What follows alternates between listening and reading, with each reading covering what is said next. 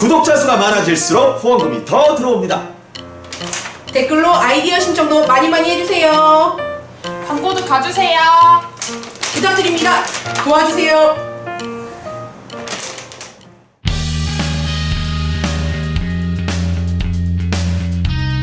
북한은 대한민국을 호시탐탐 노리는 우리의 적국입니다. 그리고 김일성, 김정일, 김정은 역시 우리 대한민국을 노리고 있는 그 적국의 주적이라고 할 수 있는데요. 이 세 사람의 입지가 대한민국에서는 그다지 나쁘지 않은 것 같습니다. 그래서 우리 김용삼 편집장님께서 나서주셨는데요. 바로 이 책입니다. 김일성 신화의 진실. 이 핫한 신간 이야기를 이 저자와 함께 이야기를 해보려고 하는데요. 제가 궁금한 게요, 편집장님. 예. 이렇게 두꺼운 책은 사실 신념, 예. 그 투철한 사상이 없으면 집필이 불가능할 것 같습니다. 예. 어떤 계기로 이 책을 쓰게 되셨나요? 예. 그 제 친구들 중에 네.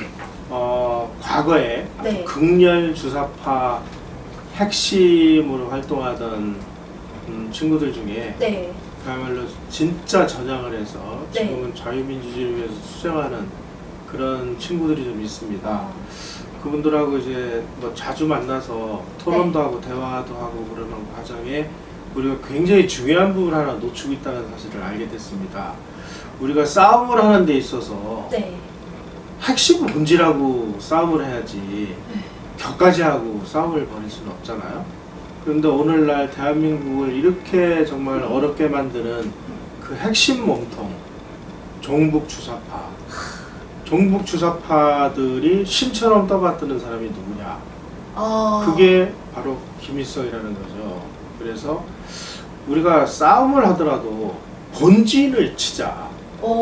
핵심 본질을 치자. 그 핵심 본질은 김일성이다. 김일성의 주체사상을 추정하고 김일성이가 뭐 내리는 그 교실을 아직까지도 철석같이 믿고 있는 이 사람들이 지금 대한민국의 종북 좌파로서 이 한국을 흔드는 핵심 역할을 하고 있으니 이 사람들의 정신적인 그 본질인 김일성이가 어떤 사람이고 네. 도대체 어떤 과정을 거쳐서 공산주의가 됐고 이 사람이 항일 투쟁을 했다는 것은 사실인지 아닌지 이거를 이제 그 파헤치는 작업을 하기로 했는데 그 중에서도 제가 글을 제일 빨리 쓴다고 그래서 제가 맡게 됐고요. 네. 하는 과정에서 보니까 이게 너무나 그 우리나라에 이 사람이 연구가 안 돼 있더라고요. 그래서 이 부분도 또 연구해야 되고 저 부분도 해야 되고 하다 보니까 네. 이 전화번호부처럼 이렇게 뚱뚱한 책이 되어버렸습니다. 얼마나 걸리셨나요? 이 제작 과정? 집필 과정? 뭐 자료를 모으고 하는 과정은 뭐 좀 오래 걸렸고요. 실제로 쓰는 과정은 한 1년 정도. 예. 와, 천재이신 것 같아요. 아유, 이걸 천재가 1년 다른 일도 하시는데. 그런데 제가 이 예. 김일성의 이름이 김성주, 진지첸, 예. 김일센, 김일성 이렇게 4번이나 개명한 걸 사실 예. 좀 부끄럽지만 처음 알았습니다. 네네. 그런데 한 인물이 이렇게 이름을 많이 바꿨다는 건 여러 가지 찝찝한 사실들을 내포하고 있다는 거잖아요. 예. 어떻게 보시나요, 편집장님께서는? 우선은 그 구한말에서부터 네. 그다음에 우리가 일제 이제 나라를 잃고 식민지가 된 그 과정에서 김일성이라는 이름을 사용하고 무장 활동을 일본하고 싸우는 네. 이런 활동을 한 사람의 기록을 학자들이 이제 쭉 연구해서 밝혀낸 것만 해도 약 11명 정도가 됩니다. 이 11명이 김일성이라는 이름을 사용을 했어요. 그러니까 그 시절에 이제 독립운동을 하거나 항일 투쟁을 하거나 그럴 경우에는 일본의 감시나 탄압이 심하니까 네. 이름을 뭐 이렇게 가명을 쓰고 하는 것들은 네. 어떻게 보면 이제 자연스러운 현상인데 네. 바로 이 북한의 그 지도자가 된 이 김일성은 네. 굉장히 좀 특이한 어. 그 일이 있습니다. 뭐가 특이하냐? 네. 김일성이라고 자기네들이 그 쓴 가명이 한자 표기로 4가지가 나와요. 김일성인데 날일자를 쓰는 경우도 있고 네. 하나일자를 쓰는 경우 그 다음에 성자도 네. 뭐 일월 성자, 뭐 별 성자, 뭐 성실할 성자, 뭐 이래가지고 네. 김일성이라는 한자 표기가 4가지가 나오는 데다가 더 웃기는 거는 네. 본명이 김성주인데 이 김성주라는 한자 표기도 또 3가지가 나와요. 아, 아니 다른 건 다 그렇다 쳐도 뭐 이래서 가명이 뭐 몇 가지다 그런 건 좀 이해가 되는데 아니 어떻게 본명까지 이렇게 3가지나 됩니까? 조합을 하면 7가지고 날줄과 씨를 막 뭐 하다 보면 이게 도대체 이게 누가 누군지 아, 아니 자기가 떳떳하면은 왜 이런 짓을 할까? 맞아. 아니 여러분 제가 한번 생각을 해보세요. 가명이 4개라는 건 제가 이해를 하겠습니다. 근데 본명이 어떻게 3개나 됩니까? 이해가 안 돼요. 그 다음에 네. 학력 문제로 들어가면 더 복잡합니다. 아, 예를 들어서 네. 어떤 뭐 우리 지금 이제 초등학교죠. 네. 그걸 이제 소학교라고 그러는데 어느 그 초등학교를 나왔다. 그 나온 연도나 이게 모든 기록이 다 다릅니다. 아니 어떻게 그러지? 그러니까 아니 저는 그 우파 우익 우리 예, 진영의 힘은 진실에서 나온다고 믿고 있습니다. 예. 그런데 이 책을 보면 김일성이 정말 말씀해주신 대로 학력 위조뿐만 아니라 가계 위조, 업적 위조도 막 셀 수 없이 많이 네. 했는데 이렇게 위조해서 예. 김일성이 얻고자 했던 건 무엇일까요? 그러니까 지금 북한의 네. 존재 이유는 항일 무장투쟁이잖아요. 항일 무장투쟁. 예. 그러니까 자기네들은 항일 무장투쟁을 한 성스러운 집단들이다. 아. 반면에 저 남한 정권을 세운 저 더러운 세력들은 우리가 이 항일 무장투쟁을 하는 동안 일제하고 빌붙어서 친일을 하고 분단을 시키고 거기다 미국을 끌어들여서 미국의 그 괴뢰 역할을 하고 있다. 그러니 민족사의 정통성은 북한에 있다. 라는 주장을 지금 하고 있는 겁니다. 아. 이것을 하기 위해서 항일 무장투쟁을 했다고 자기네들이 주장을 해요. 아. 항일 무장투쟁을 했다고 막 우기는 과정에서 네. 자기네들이 막 했다고 하는 것들을 비교를 해보니까 이 자료에서 보면은 거짓말이 되고 저 자료를 보면 거짓말이 되고 그러니까 이 자료들이 거참. 예, 모아가지고 네. 학자들이 연구를 해서 김일성이라는 것을 김일성이가 수령님이 뭐 이렇게 하고 이렇게 해서 뭐 중국에서 한 모든 무장투쟁은 다 이제 자기네 수령학을 만들어놨어요. 그래서 이제 날조를 해서 하나의 본을 만듭니다. 네. 이 본을 가지고 막 선전선동을 하다가 다른 자료들이 막 나와요. 이거하고 비교하면 또 틀리잖아요? 그러면 지금까지 있었던 거 싹 걷어내서 폐기 처분을 하고 아, 새로운 세상에. 것을 가지고 또 날조를 해요. 이런 식으로 네. 날조본이 7가지가 있습니다. 7번째 마지막으로 이제 완벽하게 자기네들이 위조를 해서 더 이상 이제 위조할 것이 없다. 우리는 세상에 이제 이것만 가지면 떳떳하니까 이걸 이제 내놓는다. 하고 내놓은 게 세기와 더불어라는 겁니다. 이 세기와 더불어를 보면 네. 가말로 온갖 그 모든 일이 다 이제 김일성이가 한 걸로 이제 그렇게 날조가 돼서 완벽하게 날조본이 만들어졌어요. 그리고 그 무렵을 전후로 해서 우리 한국사에서 무슨 주장들이 난무하기 시작하냐면은 네. 북한의 역사는 북한에서 발간하는 공식 간행물이나 네. 공식 그 신문이나 공식 기록을 가지고 북한을 바라봐야 된다. 라는 뭐야. 관점을 주장하기 시작합니다. 이게 북한에 대한 내재적인 접근법이라는 거예요. 다시 말씀드리면 이렇게 날조된 내용을 가지고 북한을 바라봐야 진짜 북한이 보인다 라고 주장을 하는 일군의 학자들이 등장을 하기 시작을 해서 오늘날까지 내재적 접근법이라는 것이 영향을 미치고 있습니다. 이게 무슨 얘기냐? 네. 바로 세계와 더불어 같이 날조된 것이 진실이니까 이걸 가지고 북한을 들여다봐야 된다라는 주장이에요. 자, 그럼 왜 이 사람들이 이런 날조가 필요했을까요? 종북짓 하려고? 우선 이제 네. 종북짓은 나중에 네. 하고 네. 김일성이가 우리는 지금까지 항일 무장 투쟁을 했다. 우리는 했냐? 이렇게 하면은 뭐 이제 이렇게 된 거예요. 자 그러면은 김일성이가 했다는 그 항일 무장 투쟁을 우리가 추적을 해봤습니다. 이 책을 통해서. 네. 이 책을 통해서. 네. 일제 시대 때 우리가 이제 일본에게 나라를 뺏겼을 때 중국에서 만주를 비롯한 중국 일대에서 항일 무장 투쟁을 한 그룹은 크게 나눠가지고 네 덩어리로 나눌 수가 있습니다. 한 덩어리는 김구 계열의 그런 이제 그 임시정부가 했던 광복군의 활동이 있습니다. 두 번째로는 양세봉 장군이라든지 지청천 장군 등의 이제 민족주의 계열의 무장투쟁 운동 기록이 있습니다.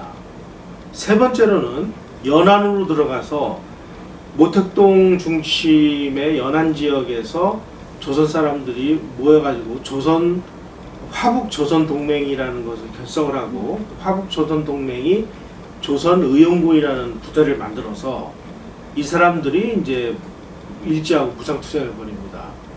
예를 들면 최창희, 그 다음에 무정 이런 사람들, 이 사람들이 나중에 해방이 되면서 북한으로 가서 연안파가 돼요. 세 번째 그룹이에요. 네 번째 그룹은 바로 북한의 지도자가 된 김일성이가 소속돼 있었다는 중국 공산당 산하의 동북 항일연군 그룹이 있습니다. 그리고 네 가지 덩어리가 만주와 중국 일대에서 이제 항일 무장 투쟁을 벌였는데, 네. 김일성이가 했다는 동북 항일연군을 제외하고는 다른 조직들은 다 자기네들의 행동 강령과 활동 지침에 조선 독립과 조선 민족의 해방을 위해서 투쟁한다, 이게 명문화가 돼 있어요. 광복군의 행동 강령에도 들어가 있고, 양세봉 장군, 지청천 장군의 민족주의 계열의 그런 항일 무장 투쟁에도 조선의 독립과 조선 민족의 해방을 위해서 투쟁한다, 이게 명문화가 되어 있습니다. 자료들이 다 있어요. 그 다음에 조선의용군들이 그 활동 지침과 행동 강령에도 조선 민족의 해방과 조선의 독립을 위해서 우리는 투쟁을 한다, 이렇게 되어 있습니다. 그런데 김일성이가 소속되어 있었다는 동북 항일연군은 요게 중국 공산당이 만드는 빨치산 부대거든요. 이 사람들의 활동 지침과 행동 강령이 있는데요. 네. 요걸 보면 뭐라고 되어 있느냐, 중화조국의 옹호와 실지 동북의 회복을 위해서 투쟁한다, 이렇게 되어 있습니다.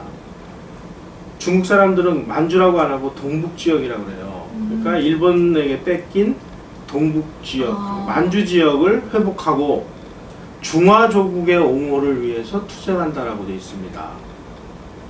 자, 그러면 김일성이가 소속되어 있던 동북항일연군의 활동 지침과 행동 강령이 중화조국의 옹호와 동북 실지의 회복을 위해서 투쟁한 것이니까 이게 조선민족의 해방을 위해서 싸운 거예요? 뭐예요? 아니죠. 조선을 위한 행동이 아니었죠. 우리는 지금까지 김일성이가 무장투쟁을 했으니까 네. 우리는 도덕적 정당성이 있어, 그러니까 거기에 대해서 아무 얘기도 못하고 그냥 깽하고 뭐 그런가 뭐 하고 완전히 가위 눌려가지고 아무런 연구도 안 하고 안 했는데, 실제 이 친구들이 했다는 것을 뚜껑을 열고 보니까 조선민족의 해방과 조선의 독립을 위해서라는 얘기는 단 한 줄도 안 들어가요. 아니 그럼 이게 어떻게 조선민족의 해방과 조선의 독립을 위해서 싸운 겁니까? 더군다나 네. 김일성은 아주 어린 시절에 중국으로 가서 아버지 덕분에 중국 국적을 취득을 했습니다. 중국 사람이에요. 그래서 진지첸. 그때 이름이 진지첸이에요. 그리고 중국 학교에 가서 교육을 받았어요. 그 다음에 중국 공산당에 가입을 했어요. 중국 공산당에 만든 항일 빨치산 부대에 들어갔어요. 거기에 들어가서 중국 국적을 가지고 중국 공산당원으로서 중국 공산당에 만든 빨치산 부대에 들어가서 중화조국의 옹호와 실지 동북의 회복을 위해서 싸웠으니까 조선 독립을 위해서 싸운 기록이 어디에 있냔 말이죠. 완전 사기꾼이네요. 그것을 사기치기 위해서 온갖 날조와 사기와 기만이 행해진 게 오늘날 북한의 김일성이라는 겁니다. 자, 그래서 자기네들도 이제 이 문제의 심각성을 눈치를 챈 것 같습니다. 제가 보기에.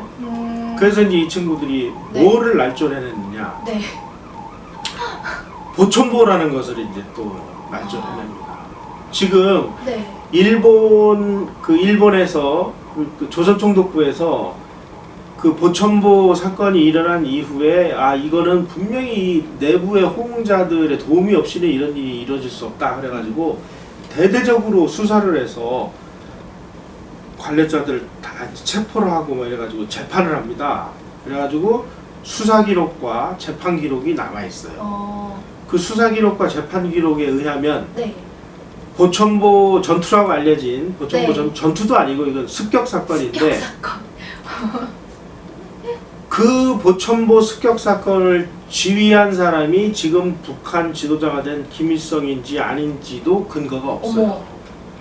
지금 그 일본의 그 수사 기록과 재판 기록에 네. 의하면 네.